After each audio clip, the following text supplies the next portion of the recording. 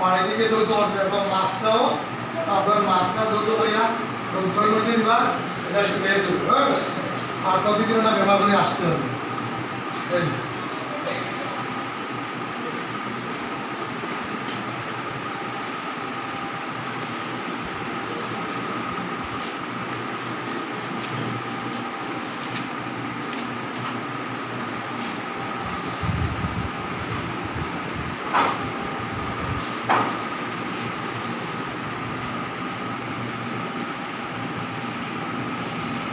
এটা ঠিক আছে সব